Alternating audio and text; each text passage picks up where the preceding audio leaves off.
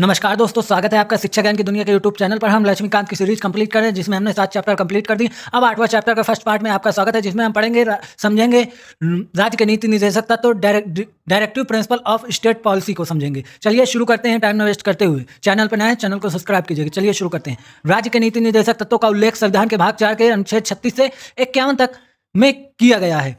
51 तक में किया गया है। संविधान निर्माताओं ने यह विचार 1937 में निर्मित आयरलैंड के संविधान से लिया है। आयरलैंड के संविधान में इसे स्पेन के संविधान से ग्रहण किया गया था। डॉक्टर भीमराव अम्बेडकर ने इन तत्वों को विशेषता वाला बताया है। मूल अधिकारों के साथ मूल अधिकारों के साथ निदेशक तत्व संविधान की आत्मा एवं दर्शन है। ग्रेनविल आइंस्टीन ने निदेशक तत्व और अधिकारों को संविधान की मूल आत्मा कहा है। किसने कहा है? ग्रीनविल आइंस्टीन ने निदेशक तत्व और अधिकारों को संविधान की मूल आत्मा कहा है। निदेशक तत्वों की विशेषता। पहला पॉइंट, राज्य की नीति के निदेशक तत्व नामक इस उक्ति से यह स्पष्ट होता है कि एवं कानूनों को प्रभावी बनाते समय राज्य इन तत्वों को ध्यान में रखेगा। यह संवैधानिक निदेशक या विधायिका, कार्यपालिका और प्रशासनिक मामलों में राज्य के लिए सिफारिशें हैं। अनुच्छेद 36 के अनुसार भाग 4 में राज्य शब्द का वही अर्थ है जो मूल अधिकारों से संबंधित भाग 3 में है। इसलिए यह केंद्र एवं राज्य सरकारों के विधायिका और कार्यपालिका अंगों, सभी स्थानीय प्राधिकरणों और देश में सभी अन्य लोक प्राधिकरणों को सम्मिलित करता है। वीडियो में लास्ट तक जरूर बने रहिएगा। हम कुछ महत्वपूर्ण टॉपिकों को इस नीति निर्देशक तत्वों में से कवर करेंगे। चलिए शुरू करते हैं। पहला टॉपिक है इस चैप्टर का निदेशक तत्वों की विशेषताएं। पहला पॉइंट पढ़ेंगे। राज्य की नीति के निदेशक तत्व नामक इस उक्ति से यह स्पष्ट होता है कि नीतियों एवं कानूनों को प्रभावी बनाते समय राज्य एवं तत्वों को ध्यान में रखेगा। ये संवैधानिक निर्देश है या विधायिका, कार्यपालिका और प्रशासनिक मामलों में राज्य के लिए सिफारिशें हैं। अनुच्छेद 36 के अनुसार भाग 4 में राज्य शब्द का वही अर्थ है जो मूल अधिकारों से संबंधित भाग 3 में है। इसलिए यह केंद्र और राज्य सरकारों के विधायिका और कार्यपालिका अंगों, सभी स्थानीय प्राधिकरणों और देश में सभी अन्य लोक प्राधिकरणों को सम्मिलित करता है। दूसरा पॉइंट पढ़ेंगे। निदेशक तत्व भारत शासन अधिनियम 1935 में उल्लेखित अनुदेशों के समान है। डॉक्टर भीमराव अम्बेडकर के शब्दों में निदेशक तत्व अनुदेशों के समान है जो भारत शासन अधिनियम 1935 के अंतर्गत ब्रिटिश सरकार द्वारा गवर्नर जनरल और भारत की औपनिवेशिक कॉलोनियों के गवर्नरों को जारी किए जाते थे, जिसे निदेशक तत्व कहा जाता है। वह इन अनुदेशों का ही दूसरा नाम है। इनमें केवल यह अंतर है कि निदेशक तत्व विधायिका और कार्यपालिका के लिए अनुदेश हैं। तीसरा पॉइंट पढ़ें उससे पहले एक महत्वपूर्ण सूचना। अगर आप लोगों ने डिस्क्रिप्शन बॉक्स चेकआउट नहीं किया है तो डिस्क्रिप्शन बॉक्स जरूर चेकआउट कीजिएगा। उसमें पुरानी वीडियो जितने 7 चैप्टर की लिंक लगी हुई है। आप लोग लिंक पे क्लिक करके पुरानी वीडियो जरूर देखिएगा। और एक खास बात, अगर आप लोगों ने अभी तक चैनल को सब्सक्राइब नहीं किया है, चैनल को सब्सक्राइब कर दीजिएगा। और अगर अभी तक आप लोगों ने अपने आप से किताब से हार्ड कॉपी लक्ष्मीकांत की किताब से 8वां चैप्टर राज्य के नीति निर्देशक तत्व को नहीं पढ़ा है तो उसको पढ़ के उसके बाद ही इस वीडियो में आइएगा। चलिए टाइम न वेस्ट करते हुए शुरू करते हैं। तीसरा पॉइंट, आधुनिक लोकतांत्रिक राज्य में आर्थिक, सामाजिक और राजनीतिक विषयों में निदेशक तत्व महत्वपूर्ण है। इनका उद्देश्य न्याय में उच्च आदर्श, स्वतंत्र, समानता बनाए रखना है, जैसा कि संविधान की प्रस्तावना में परिकल्पित है। इनका उद्देश्य लोक कल्याणकारी राज्य का निर्माण है, न कि पुलिस राज्य जो कि उपनिवेश काल में था। संक्षेप में आर्थिक और सामाजिक लोकतंत्र की स्थापना करना ही इन निदेशक तत्वों का मूल उद्देश्य है। आइए चौथा पॉइंट देखेंगे। निदेशक तत्वों की प्रकृति गैर नियोजित है, यानी कि उनके हनन पर उन्हें न्यायालय द्वारा लागू नहीं कराया जा सकता। अंतः सरकार, केंद्र, राज्य एवं स्थानीय इन्हें लागू करने के लिए बाध्य नहीं है। संविधान अनुच्छेद 37 में कहा गया है, निदेशक तत्व देश के शासन में मूलभूत और विधि बनाने में इन तत्वों को लागू करना राज्य का कर्तव्य होगा। 5वां पॉइंट देखेंगे। यद्यपि इनकी प्रकृति गैर नियोजित है, तथापि कानून की मान्यता कानून की संवैधानिक मान्यता के विवरण में न्यायालय इन्हें देखता है। उच्चतम न्यायालय ने कई बार व्यवस्था दी है कि किसी विधि की संवैधानिकता का निर्धारण करते समय यदि न्यायालय यह पाए कि प्रश्नगत विधि निदेशक तत्व को प्रभावी करना चाहती है तो न्यायालय ऐसी विधि को अनुच्छेद 14 या अनुच्छेद 19 के संबंध में तर्कसंगत मानते हुए असंवैधानिकता से बचा सकता है। चलिए देखते हैं। सेकंड टॉपिक होगा निदेशक तत्वों का वर्गीकरण। निदेशक तत्वों का वर्गीकरण देखें उससे पहले अगर आप लोगों ने अपने मन से किताब को नहीं पढ़ा है तो एक बार जाइए किताब को पढ़िए, उसके बाद इस वीडियो में आइएगा। मैं आप लोगों का समय नहीं बर्बाद करना चाहता। चलिए निदेशक तत्वों का वर्गीकरण देखते हैं। हालांकि संविधान में इनका वर्गीकरण नहीं किया गया है, लेकिन इनकी दशा और दिशा के आधार पर इन्हें 3 व्यापक श्रेणियों में समाजवादी, गांधीवादी, उदार बुद्धिजीवी और में विभक्त किया गया है। समाजवादी सिद्धांत, यह सिद्धांत समाजवाद के आलोक में है। ये लोकतांत्रिक समाजवादी राज्य का खाका खींचते हैं जिनका लक्ष्य सामाजिक आर्थिक न्याय प्रदान करना है। ये लोक कल्याणकारी राज्य की स्थापना का मार्ग प्रशस्त करते हैं। ये राज्य को निर्देश देते हैं कि पहला पॉइंट पढ़ेंगे, क्या निर्देश देते हैं समझेंगे। लोक कल्याण की अभिवृद्धि के लिए सामाजिक, आर्थिक और राजनीतिक न्याय द्वारा सामाजिक व्यवस्था सुनिश्चित करना और आय, प्रतिष्ठा, सुविधाओं और अवसर की असमानता को समाप्त करना अनुच्छेद 38 में दिया हुआ है। दूसरा पॉइंट देखेंगे सुरक्षित करना। पहला सुरक्षित करना, दूसरा पॉइंट है क्लोज का। सभी देखेंगे, एक सेकंड रुकिएगा, चलिए शुरू करते हैं। सभी नागरिकों को जीविका के पर्याप्त साधन प्राप्त करने का अधिकार है। दूसरा पॉइंट देखेंगे इसी में, दूसरा पॉइंट सामूहिक हित के लिए समुदाय के भौतिक संसाधनों का समवितरण है। गा नंबर देखेंगे धन और उत्पादन के साधन का संकेंद्रण रोकना है। चौथा पॉइंट देखेंगे पुरुषों और स्त्रियों को समान कार्य के लिए समान वेतन। अंगा नंबर देखेंगे कर्मकारों के स्वास्थ्य और शक्ति तथा बालकों को बलाम यानी बाल श्रम से संरक्षण है। 6 नंबर देखेंगे बालकों को स्वास्थ्य विकास के अवसर अनुच्छेद 39 के तहत। तीसरा पॉइंट देखेंगे समान न्याय और एवं गरीब को निःशुल्क विधिक सहायता उपलब्ध कराना अनुच्छेद 39 का में दिया गया है। चौथा पॉइंट देखेंगे काम पाने के, शिक्षा पाने के और बेकारी, बुढ़ापा, बीमारी और निराशक्तता की दशाओं में देखेंगे आगे लोक सहायता पाने के अधिकार को संरक्षित करना अनुच्छेद 41 में दिया गया है। 5वां पॉइंट देखेंगे, आर्टिकल भी कवर हो रहे हैं साथ में, काम की न्याय संगत और मनोवैचिक दशाओं का तथा प्रसूत सहायता का उपबंध करना अनुच्छेद 42 है। 6वां पॉइंट देखेंगे सभी कर्मकारों के लिए निर्वाह मजदूरी, शिष्ट जीवन स्तर तथा सामाजिक और सांस्कृतिक अवसर अनुच्छेद 43 में दिया हुआ है। 7वां पॉइंट देखेंगे उद्योगों के प्रबंध में कर्मकारों के भाग के लेने के लिए कदम उठाना अनुच्छेद 43 का में दिया गया है। 8वां पॉइंट पोषाहार स्तर और जीवन स्तर को ऊंचा करना तथा लोक स्वास्थ्य का सुधार करना अनुच्छेद 47 में है। चलिए हम गांधीवादी सिद्धांत पढ़ते हैं जो कि मेंस की दृष्टि से बहुत ही महत्वपूर्ण है। इसको हम मेंस में प्रयोग कर सकते हैं जहां जरूरत पड़ती है। चलिए शुरू करते हैं। ये सिद्धांत गांधीवादी विचारधारा पर आधारित है। ये राष्ट्रीय आंदोलन के दौरान गांधी द्वारा पुनर्स्थापित योजनाओं का प्रतिनिधित्व करते हैं। गांधी जी के सपनों को साकार करने के लिए उनके कुछ विचारों को निदेशक तत्वों में शामिल किया गया है। ये राज्य में अपेक्षा करते हैं। पहला पॉइंट ग्राम पंचायतों का गठन और उन्हें आवश्यक शक्तियां प्रदान कर स्व सरकार की इकाई के रूप में कार्य करने की शक्ति प्रदान करना है, अनुच्छेद 40 में दिया गया है। दूसरा पॉइंट पढ़ेंगे ग्रामीण क्षेत्रों में कुटीर उद्योगों, व्यक्तिगत या सहकारी के आधार पर कुटीर उद्योगों को प्रोत्साहन, अनुच्छेद 43 में दिया गया है। तीसरा पॉइंट सहकारी समितियों के स्वैच्छिक गठन, स्वतः संचालन, लोकतांत्रिक निमंत्रण तथा व्यावसायिक प्रबंधन को बढ़ावा देना, अनुच्छेद 43 खा में दिया। चौथा पॉइंट देखेंगे अनुसूचित जाति एवं जनजाति और समाज के कमजोर वर्गों के शैक्षणिक एवं आर्थिक हितों को प्रोत्साहन और सामाजिक अन्याय एवं शोषण से सुरक्षा, अनुच्छेद 46 में दिया गया है। 5वां पॉइंट स्वास्थ्य के लिए नुकसानदायक नशीली दवाओं, मदिरा एवं ड्रग के औषधियों का प्रयोजन से भिन्न उपभोग का प्रतिबंध, अनुच्छेद 47 में दिया गया है। 6वां पॉइंट गाय, बछड़ा व अन्य दुधारू पशुओं की बलि प्ररोध और उनकी नस्लों में सुधार को प्रोत्साहन, अनुच्छेद 48 में दिया गया है। लेकिन ऐसा नहीं हो रहा है। बीफ में मतलब सबसे ज्यादा बीफ भारत से ही एक्सपोर्ट होता है। मैं क्या कहूँ, कुछ नहीं कह सकता, ये केवल पढ़ने के लिए हैं, इनका उपयोग कहीं नहीं हो रहा, ये आज की सत्यता है। चलिए उदार बौद्धिक सिद्धांत देखते हैं, अपने टॉपिक पर आते हैं। फालतू की बातों पर न ध्यान देते हुए आप चैनल पर नए हैं, चैनल को सब्सक्राइब कर दीजिएगा, बस इतना करिएगा और सुनते रहिएगा। एक बार किताब से अपने आप से पढ़ लीजिएगा, तब इस वीडियो को सुनिएगा, तभी आपका फायदा होगा। चलिए शुरू करते हैं। उदार बौद्धिक सिद्धांत।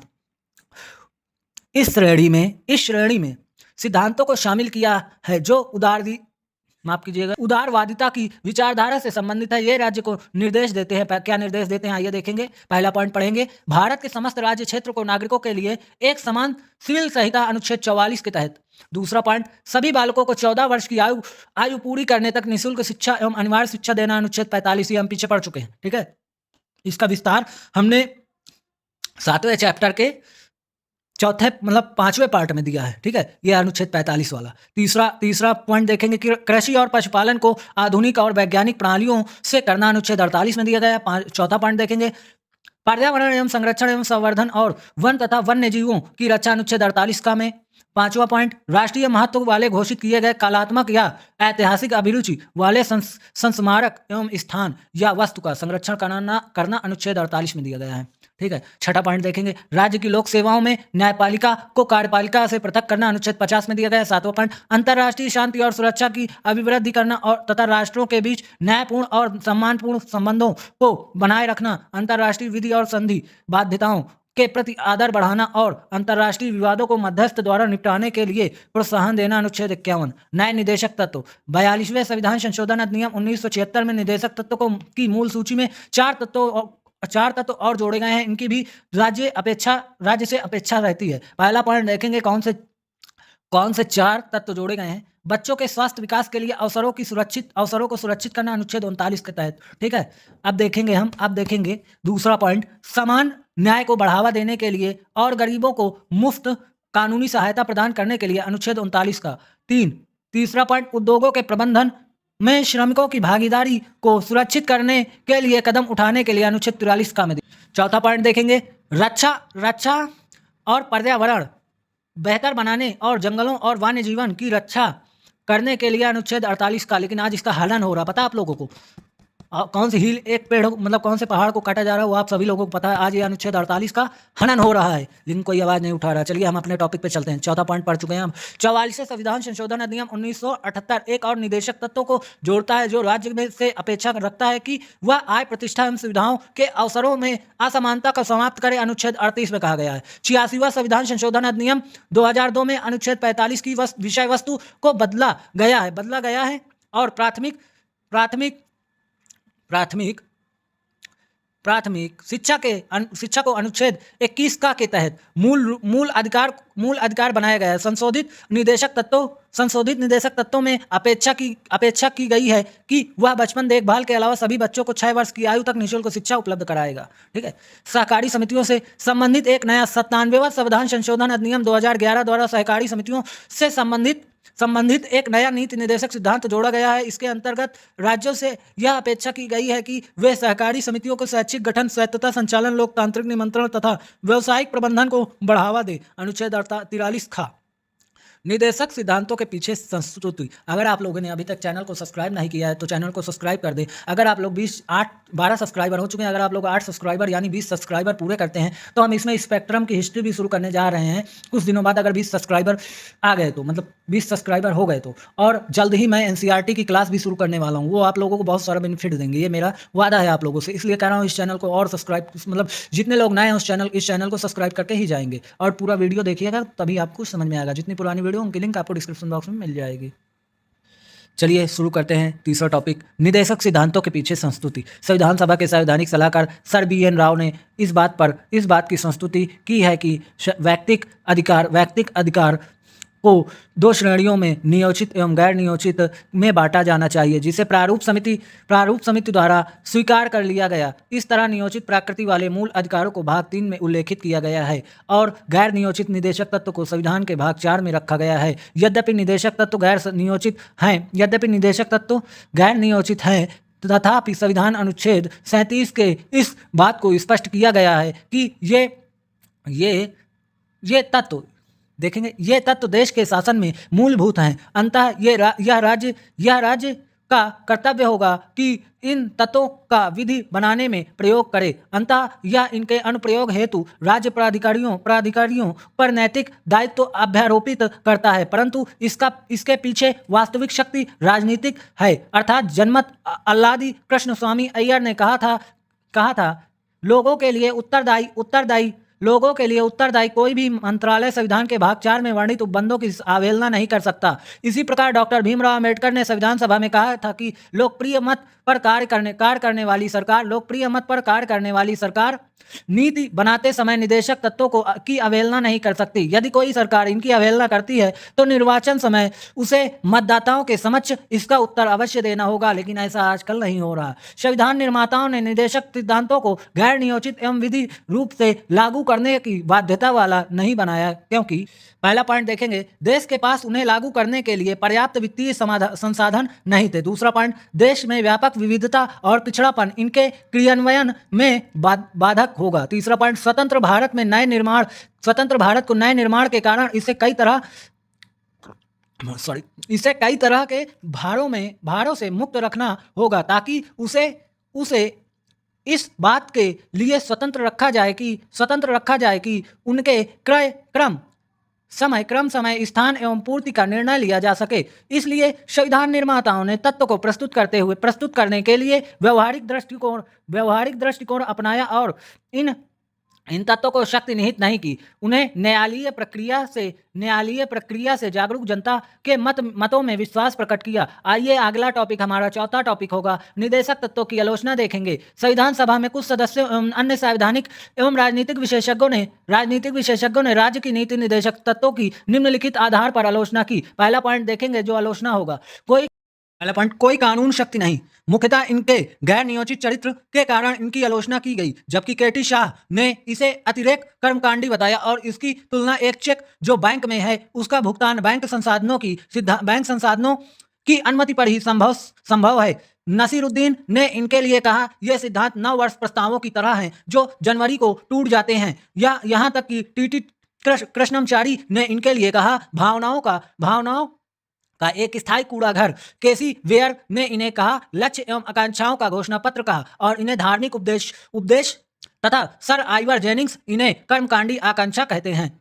तर्कहीन व्यवस्था, आलोचकों ने मत दिया कि इन निदेशकों को तार्किक रूप से निरंतरता के आधार पर व्यवस्थित नहीं किया गया। एम श्रीनिवास के अनुसार इन्हें ना तो उचित तरीके से वर्गीकृत किया गया और न ही तर्क संगत तरीके से व्यवस्थित किया गया है। इनकी घोषणा कम महत्व के मुद्दों को अत्यावश्यक आर्थिक एवं सामाजिक मुद्दों से मिलाती है। यह एक ही तरीके से आधुनिक एवं पुरातन को जोड़ती है। इस व्यवस्था के लिए वैज्ञानिक आधार सुझाया जाता है, जबकि ये भावनाओं एवं बिना पर्याप्त जानकारी के आधार पर आधारित है। सर आइवर जेनिंग्स ने इस ओर संकेत दिए कि इन तत्वों का कोई नियमित प्रतिमान दर्शन नहीं है। आइए देखते हैं तीसरा पॉइंट, रूढ़िवादी। सर आइवर जेनिंग्स के अनुसार ये निदेशक तत्व 19वीं सदी के इंग्लैंड के राजनीतिक दर्शन पर आधारित है। उन्होंने टिप्पणी की कि सिडनी वेब और ब्रिटिश वेब के भूत इस पाठ के प्रश्नों में प्रवेश कर गए हैं। संविधान के भाग 4 में व्याख्यायित किया गया है कि समाजवाद के बिना फैबियन समाजवाद। उन्होंने मत दिया कि ये भारत में 20वीं सदी के मध्य में ज्यादा उपयोगी सिद्ध होंगे।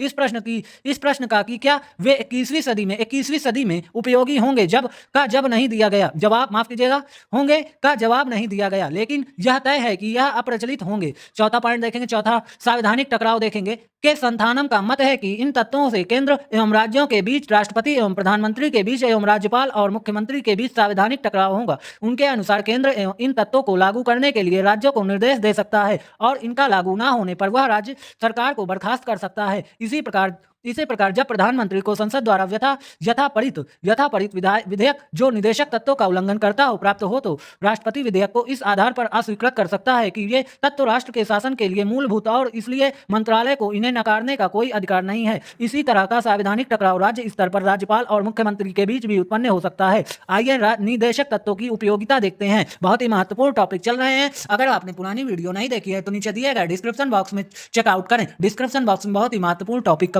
डिस्क्रिप्शन बॉक्स में बहुत ही महत्वपूर्ण जानकारी अतिरिक्त दी गई है। चलिए देखते हैं निदेशक तत्वों की उपयोगिता। उपयुक्त कवियों और आलोचनाओं के बावजूद संविधान से जुड़ाव के संदर्भ में नीति निदेशक तत्व आवश्यक है। आवश्यक हैं। संविधान में स्वयं भी उल्लेखित है कि ये राष्ट्र के शासन हेतु मूलभूत हैं। जाने माने निर्णायक एवं कूटनीतिज्ञ एल.एम. सिंघवी के अनुसार निदेशक तत्व संविधान को जीवन दान देने वाली व्यवस्थाएं हैं। संविधान देखेंगे, संविधान के आवरण और सामाजिक न्याय में इसका दर्शन दिया है। भारत में पूर्व मुख्य न्यायाधीश M.C. छंगाला के मतानुसार यदि इन सभी तत्वों का पूरी तरह पालन किया जाए तो हमारा देश पृथ्वी का स्वर्ग की भांति लगने लगेगा। भारत राजनीतिक मामले में तब तक न केवल लोकतांत्रिक होगा बल्कि नागरिकों के कल्याण के हिसाब से कल्याणकारी राज्य भी होगा। डॉक्टर भीमराव अम्बेडकर ने इस ओर संकेत किया कि निदेशक तत्वों का बहुत बड़ा मूल्य है।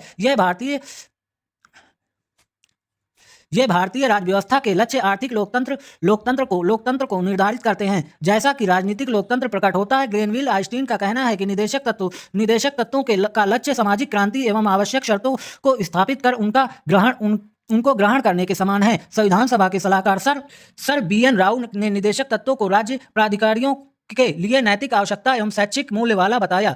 भारत के पूर्व मान्यवादी M.C. शीतलवाड़ के अनुसार निदेशक तत्व हालांकि कोई विधिक अधिकार एवं कोई कानूनी उपचार नहीं बताते, फिर भी ये निम्नलिखित मामलों में उल्लेखित एवं लाभदायक है। पहला पॉइंट देखेंगे, ये अनुदेशों की तरह है या ये भारतीय संघ के अधिकृतों को संबोधित सामान्य संस्तुतियां हैं। ये उन्हें उन सामाजिक एवं आर्थिक मूल सिद्धांतों की याद दिलाते हैं जो संविधान के लक्ष्यों की प्राप्ति से जुड़े हैं। दूसरा पॉइंट देखेंगे, ये न्यायालयों के लिए उपयोगी मार्गदर्शक हैं। ये न्यायालयों को न्यायिक समीक्षा की शक्ति के प्रयोग में सहायता करते हैं, जो कि विधि के संवैधानिक वैधता के निर्धारण वाली शक्ति होती है। तीसरा पॉइंट, वे सभी राज्य क्रियाओं की विधायिका या कार्यपालिका के लिए प्रभुत्व पृष्ठभूमि का निर्माण करते हैं और न्यायालयों को कुछ मामलों में दिशा निर्देशित भी करते हैं। चौथा पॉइंट देखेंगे, ये प्रस्तावना को विस्तृत रूप देते हैं जिनसे भारत के नागरिकों को न्याय, स्वतंत्रता, समानता एवं बंधुत्व के प्रति बल मिलता है। आइए ये निम्नलिखित भूमिकाएं भी अदा करते हैं। आइए इनको देखते हैं, निम्नलिखित भूमिकाएं। पहला पॉइंट, ये राजनीतिक, आर्थिक और सामाजिक क्षेत्रों की घरेलू और विदेशी नीतियों में स्थायित्व और निरंतरता बनाए रखते हैं, भले ही सत्ता में परिवर्तन हो जाए। दूसरा पॉइंट, ये नागरिकों के मूल अधिकारों के पूरक होते हैं। ये भाग 3 में सामाजिक एवं आर्थिक अधिकारों की व्यवस्था करते हुए रिक्तता को पूरा करते हैं। तीसरा पॉइंट, मूल अधिकारों के अंतर्गत नागरिकों द्वारा इनका क्रियान्वयन पूर्ण एवं उचित लाभ के पक्ष में माहौल उत्पन्न कराता है। राजनीतिक लोकतंत्र बिना आर्थिक लोकतंत्र का कोई अर्थ नहीं होता। चौथा पॉइंट, ये विपक्ष द्वारा सरकार पर नियंत्रण को संभव बनाते हैं। विपक्ष सत्तारूढ़ दल पर निदेशक तत्वों का विरोध एवं इसके कार्यकलापों के आधार पर आरोप लगा सकते हैं। पांचों पॉइंट, ये सरकार के प्रदर्शन की कड़ी परीक्षा करते हैं। लोग सरकार की नीतियों एवं कार्यक्रमों का परीक्षण इन संवैधानिक घोषणाओं के आलोक में कर सकते हैं। छठा पॉइंट देखेंगे, ये आम राजनीतिक घोषणा पत्र की तरह होते हैं। एक सत्तारूढ़ दल अपनी राजनीतिक विचारधारा के बावजूद विधायिका एवं कार्यपालिका कृत्यों में इन तथ्य को स्वीकार करता है कि ये तत्व इसके प्रदर्शक, दार्शनिक और मित्र है।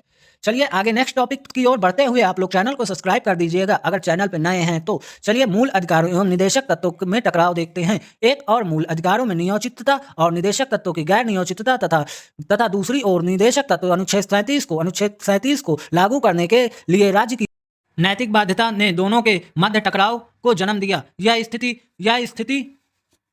यह स्थिति संविधान लागू होने के समय से ही है। चंपाकम दोराइन राजन मामले 1951 में उच्चतम न्यायालय ने व्यवस्था दी थी कि निदेशक सिद्धांत एवं मूल अधिकारों के बीच किसी तरह के टकराव में मूल अधिकार प्रभावी होंगे। इसमें घोषणा की गई कि निदेशक सिद्धांत मूल अधिकारों के पूरक के रूप में निश्चित रूप से लागू होंगे, लेकिन यह तय किया हुआ कि मूल अधिकारों को संसद द्वारा संविधान संशोधन प्रक्रिया के तहत संशोधित किया जा सकता है। इसी के फलस्वरूप संसद ने प्रथम संशोधन अधिनियम 1951, चौथा संशोधन अधिनियम 1955 एवं 17वां संशोधन अधिनियम 1964 द्वारा कुछ निदेशकों में लागू किया। उपयुक्त परिस्थिति में 1967 में उच्चतम न्यायालय के फैसले में गोलकनाथ मामले से एक व्यापक परिवर्तन हुआ। इस मामले में उच्चतम न्यायालय ने व्यवस्था दी कि संसद किसी मूल अधिकार जो अपनी प्रकृति में उल्लेखनीय है को समाप्त नहीं कर सकती। दूसरे शब्दों में निदेशक तत्वों को लागू करने के लिए मूल अधिकारों में संशोधन नहीं किया जा सकता। संसद ने गोलकनाथ मामले 1967 पर उच्चतम न्यायालय के फैसले पर 24वें संशोधन अधिनियम 1971 एवं 25वें संशोधन अधिनियम 1971 के द्वारा प्रतिक्रिया व्यक्त की। 24वें संशोधन अधिनियम की घोषणा की गई कि संसद को संसद को यह अधिकार है कि वह संवैधानिक संशोधन अधिनियम के तहत मूल अधिकार को समाप्त करे या कम कर दे। 25वें संविधान संशोधन अधिनियम के तहत एक नया अनुच्छेद 31 जोड़ा गया, जिसमें निम्नलिखित व्यवस्थाएं की गई। पहला पॉइंट पढ़ेंगे। अनुच्छेद 39 ख और ग में वर्णित समाजवादी निदेशक तत्वों को लागू कराने वाली किसी विधि को इस आधार पर अवैध घोषित नहीं किया जा सकता कि वह अनुच्छेद 14 विधि के समक्ष समता और विधियों का समान संरक्षण, अनुच्छेद वाक स्वतंत्र सम्मेलन संरक्षण के संबंध में 6 अधिकारों का संरक्षण या अनुच्छेद 31 संपत्ति का अधिकार द्वारा प्रदत्त मूल अधिकारों का उल्लंघन है। दूसरा पॉइंट, ऐसी नीति को प्रभावी बनाने की घोषणा करने वाली किसी भी विधि को न्यायालय में इस आधार पर चुनौती नहीं दी जा सकती कि यह ऐसी नीति को प्रभावी नहीं करता। केशवानंद भारतीय केस 1973 में उच्चतम न्यायालय ने अनुच्छेद 31 के उपयुक्त दूसरे प्रावधान को इस आधार पर असंवैधानिक और अवैध घोषित किया कि न्यायिक समीक्षा संबंधित की मूल विशेषता है और इसलिए इससे इसे नहीं छीना जा सकता। हालांकि अनुच्छेद 31 के उपयुक्त प्रथम प्रावधान को संवैधानिक एवं वैध माना गया है। 42वें संविधान संशोधन अधिनियम 1976 में उपयुक्त अनुच्छेद 31 की पहली व्यवस्था के प्रावधान को विस्तृत किया गया। इसमें चलिए पहले इसको देखते हैं, फिर आगे देखेंगे।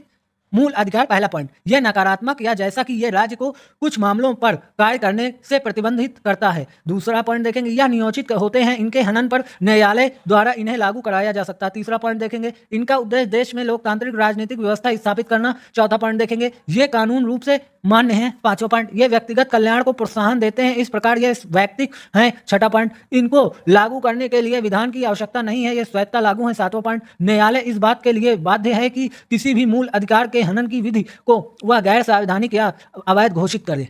निदेशक तत्व, पहला पॉइंट, यह सकारात्मक है, राज्य कुछ मसलों पर इनकी आवश्यकता होती है। दूसरा पॉइंट, वे गैर नियोजित होते हैं, इन्हें कानून रूप से न्यायालय द्वारा लागू नहीं कराया जा सकता। तीसरा पॉइंट, इसका उद्देश्य देश में सामाजिक एवं आर्थिक लोकतंत्र की स्थापना करता है। चौथा पॉइंट, इन्हें नैतिक एवं राजनीतिक मान्यता प्राप्त है। पांचवा पॉइंट, ये समुदाय के कल्याण को प्रोत्साहन करते हैं, इस तरह ये समाजवादी हैं। छठा पॉइंट, इन्हें लागू रखने विधान की आवश्यकता होती है, ये स्वतः लागू नहीं होते हैं। सातवां पॉइंट, निदेशक तत्वों का उल्लंघन करने वाली किसी विधि को न्यायालय असंवैधानिक और अवैध घोषित नहीं कर सकता, यद्यपि विधि की वैधता को इस आधार पर सही ठहराया जा सकता है कि इन्हें निदेशक तत्वों को प्रभावी करने के लिए लागू किया गया था।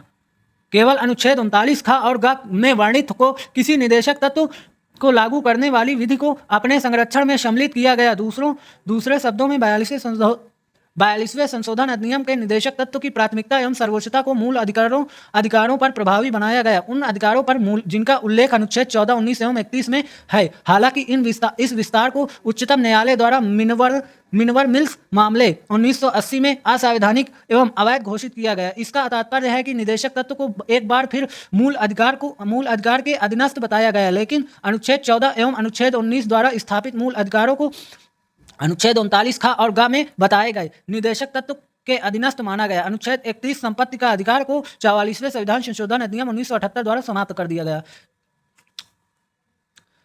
मिनर्वा मिल्स मामले 1980 में उच्चतम न्यायालय ने यह व्यवस्था भी दी कि भारतीय संविधान मूल अधिकारों और निदेशक तत्वों के बीच संतुलन के रूप में है। ये आपस में सामाजिक क्रांति के वादे से जुड़े हुए हैं। ये एक रथ के दो पहियों के समान हैं तथा एक दूसरे से कम नहीं है। इन्हें एक दूसरे पर लादने से संविधान की मूल भावना बाधित होती है। मूल भावना और संतुलन संविधान के बुनियादी ढांचे की आवश्यक विशेषता है। निदेशक तत्वों के तय लक्ष्यों को मूल अधिकारों को प्राप्त किए बगैर प्राप्त नहीं किया जा सकता। इस तरह वर्तमान स्थिति में मूल अधिकार निदेशक तत्व पर उच्चतर है।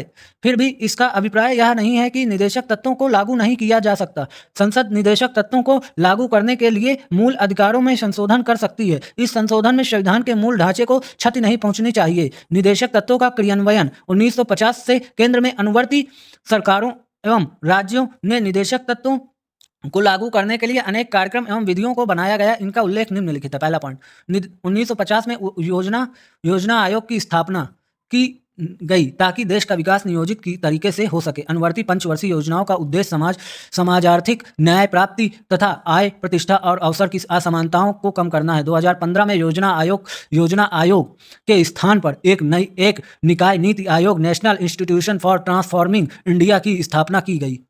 दूसरा पॉइंट देखेंगे, लगभग सभी राज्यों में भू सुधार कानून पारित किए गए हैं ताकि ग्रामीण स्तर पर कृषि समुदाय स्थिति में सुधार हो सके। इन उपायों में शामिल है, पहला पॉइंट, बिचौलियों जैसे जमींदार, जागीरदार, ईमानदार आदि को समाप्त किया गया। दूसरा पॉइंट, किराएदारी सुधार जैसे किराएदार की सुरक्षा, उचित किराया आदि।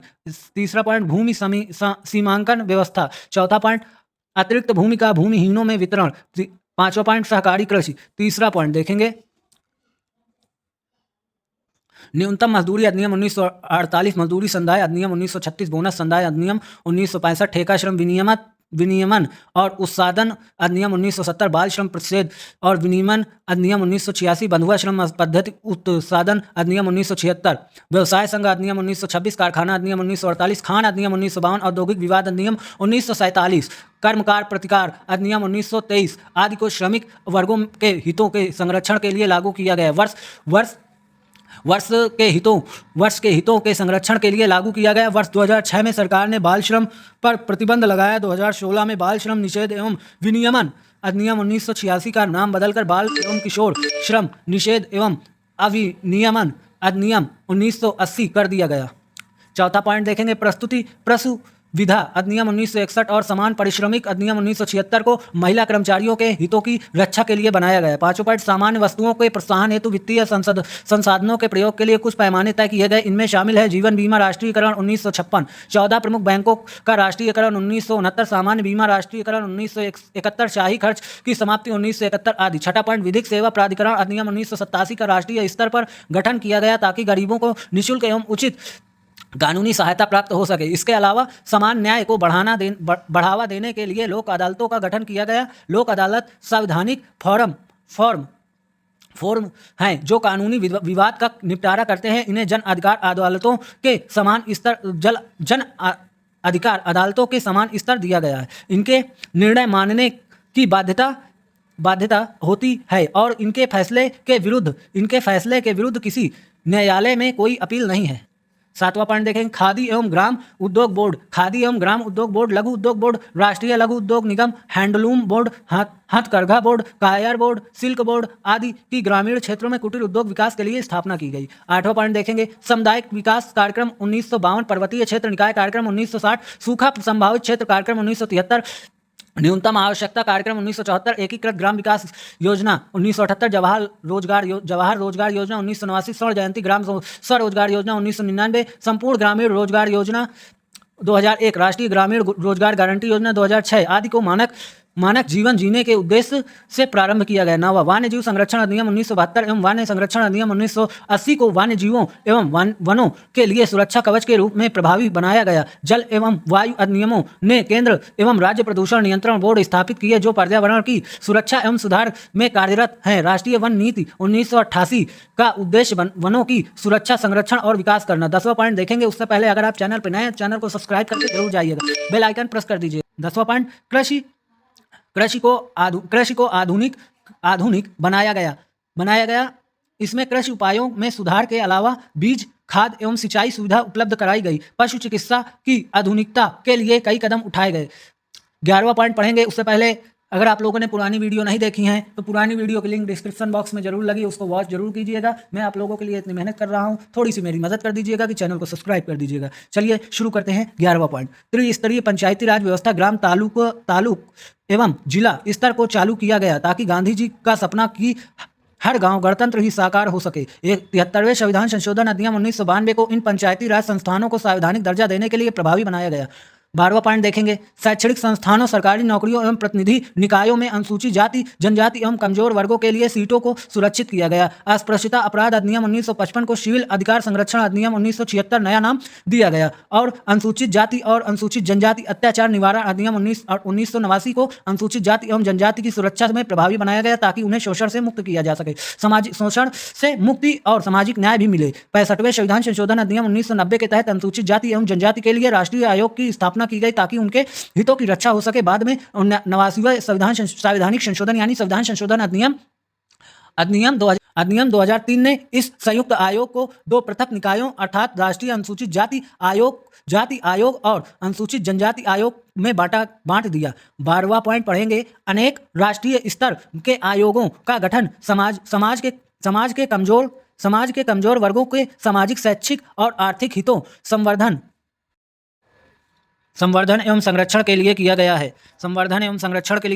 है। इनके अंतर्गत शामिल है पिछड़े वर्गों के लिए राष्ट्रीय आयोग 1993, राष्ट्रीय अल्पसंख्यक आयोग 1993, राष्ट्रीय महिला आयोग 1992 तथा राष्ट्रीय बाल अधिकार संरक्षण आयोग 2007। पुनः 102वां संविधान संशोधन अधिनियम 2018 ने राष्ट्रीय पिछड़ा वर्ग आयोग को संवैधानिक दर्जा प्रदान किया और इसके प्रकारों का विस्तार किया। 12 का बी 2019 में केंद्र सरकार ने आर्थिक रूप से कमजोर वर्गों के लिए 10% आरक्षण की व्यवस्था शैक्षिक संस्थाओं ईडब्ल्यूएस तथा भारत सरकार की असैन्य पदों एवं सेवाओं में की है। इस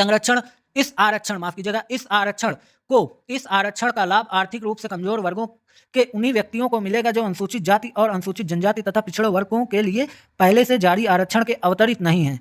इस आरक्षण व्यवस्था को 103वें संविधान संशोधन अधिनियम 2019 द्वारा जोड़ा गया। 13वां पॉइंट पढ़ेंगे, आपराधिक प्रक्रिया सहित 1973 राज्य की लोक सेवा में कार्यकारिणी को विधिक सेवा में विभक्त करती है। इस विभाजन से पूर्व जिला प्राधिकारी जैसे कलेक्टर, उपखंड अधिकारी, तहसीलदार एवं विधिक शक्तियों का इस्तेमाल परंपरागत कार्यों शक्तियों के साथ करते थे। विभाजन के बाद विधिक शक्तियों को इन कार्यकारियों से अलग कर जिला न्यायिक मजिस्ट्रेटों के हाथों में सौंप दिया गया जो राज्य उच्च न्यायालय के नियंत्रण में काम करते हैं। 14वां पॉइंट, प्राचीन एवं ऐतिहासिक स्मारक और पुरातत्वीय स्थल और अवशेष अधिनियम 1951 को राष्ट्रीय महत्व के स्मारकों के स्थानों के संरक्षण हेतु प्रभावी बनाया गया। 15वां पॉइंट देखेंगे, बहुत ही महत्वपूर्ण पॉइंट चल रहे हैं। अगर आप लोगों को वीडियो अच्छी लग रही है तो कमेंट करके जरूर बताइएगा और चैनल को सब्सक्राइब कर दीजिएगा, बेल आइकन जरूर प्रेस कर दीजिएगा ताकि आने वाली लक्ष्मीकांत की क्लास आपको नोटिफिकेशन मिलता रहे। चलिए 15वां पॉइंट पढ़ेंगे, प्राथमिक स्वास्थ्य केंद्र एवं अस्पतालों को सार्वजनिक स्वास्थ्य में सुधार के लिए देश भर में स्थापित किया गया। इसके अलावा खतरनाक बीमारियों जैसे मलेरिया, टीबी, कुष्ठ, एड्स, कैंसर, फलेरिया, कालाजार, गला घोटू, जापानी बुखार आदि को समाप्त करने के लिए विशेष योजनाएं प्रारंभ की गई। 16वां पॉइंट देखेंगे, कुछ राज्यों में गायों, बछड़ों और बैलों को काटने पर कानूनी प्रतिबंध लगाया गया, लेकिन आज भी सब हो रहा है चाहे जितना प्रतिबंध लगाया गया हो। आगे देखेंगे 17वां पॉइंट को, कुछ राज्यों में 65 वर्ष से अधिक आयु वाले लोगों के लिए तत्कालिक वृद्धावस्था पेंशन शुरू की गई। 18वां पॉइंट देखेंगे, भारत ने गुट निरपेक्ष नीति एवं पंचशील की नीति को अंतर्राष्ट्रीय शांति एवं सुरक्षा को बढ़ावा देने के लिए अपनाया। केंद्र एवं राज्य सरकारों द्वारा उपयुक्त कदम उठाए जाने के बावजूद निदेशक तत्व को पूर्ण एवं प्रभावी तरीके से लागू नहीं किया जा सका। इसके कारण अपर्याप्त वित्तीय संसाधन, प्रतिकूल सामाजिक आर्थिक परिस्थिति, जनसंख्या विस्फोट, केंद्र राज्य तनावपूर्ण संबंध आदि हैं।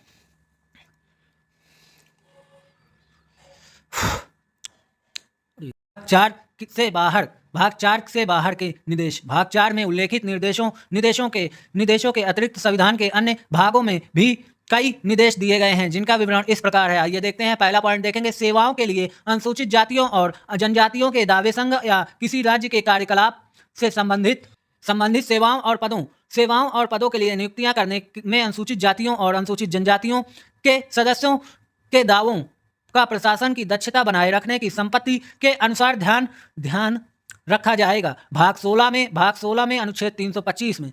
चलिए आइए देखते हैं। दूसरा पॉइंट देखेंगे, उससे पहले अगर आप चैनल पर नए हैं तो चैनल को सब्सक्राइब करिए, बेल आइकन जरूर प्रेस कर दीजिएगा। दूसरा पॉइंट देखेंगे, मातृभाषा में शिक्षा। प्रत्येक राज्य और राज्य के भीतर प्रत्येक स्थानीय प्राधिकारी भाषाई अल्पसंख्यक वर्गों के बालकों को शिक्षा के प्राथमिक स्तर पर मातृभाषा में शिक्षा पर्याप्त सुविधाओं की व्यवस्था करने का प्रयास करेगा। भाग 17 में अनुच्छेद 350 के तहत ऐसा कहा गया है, प्रावधान है। तीसरा पॉइंट देखेंगे, हिंदी भाषा का विकास। संघ का यह कर्तव्य होगा कि वह हिंदी भाषा का प्रसार बढ़ाए प्रसार बढ़ाए, उसका विकास करे, जिससे वह भारत की सामासिक संस्कृति की अभिव्यक्ति का माध्यम बन सके। भाग 17 में अनुच्छेद 351 में वर्णित है, उक्त निर्देश भी प्रकृति में न्याय योग्य नहीं है, हालांकि न्यायालय द्वारा इन्हें भी अन्य निर्देशों के समान उतना ही महत्व दिया जाता है तथा उन्हें भी संविधान का भाग माना जाता है। आइए देखते हैं 8.2 नीति निर्देशक सिद्धांतों से संबंधित अनुच्छेद एक नजर में। अनुच्छेद 36 राज्य की परिभाषा। अनुच्छेद 37 इस भाग में समाहित सिद्धांतों को लागू करना।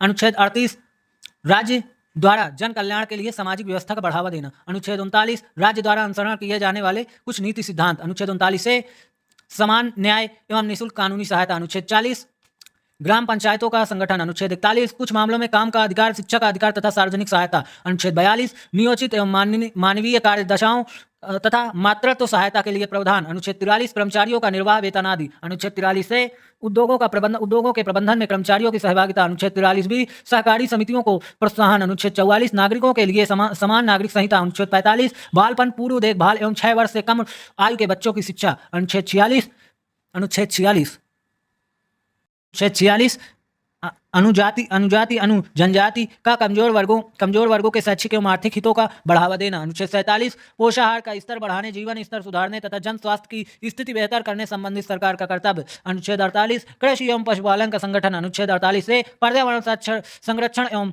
संवर्धन तथा वन एवं वन्य जीवों की सुरक्षा। अनुच्छेद 49 स्मारकों तथा राष्ट्रीय महत्व के स्थानों एवं वस्तुओं का संरक्षण। अनुच्छेद 50 न्यायपालिका एवं कार्यपालिका का अलगाव। अनुच्छेद 51 अंतर्राष्ट्रीय शांति एवं सुरक्षा को प्रोत्साहन। अब हम टिप्पणी एवं संदर्भ देखेंगे। पहला पॉइंट, वास्तव में निदेशक तत्वों को अनुच्छेद 38 से 51 में वर्णित किया गया है। अनुच्छेद 36 राज्य की परिभाषा को बताता है और अनुच्छेद 37 निदेशक तत्वों के महत्व व प्रकृति को बताता है। आइए दूसरा पॉइंट देखते हैं। Grain will Einstein the Indian constitution of corn stone of a nation Oxford 1966।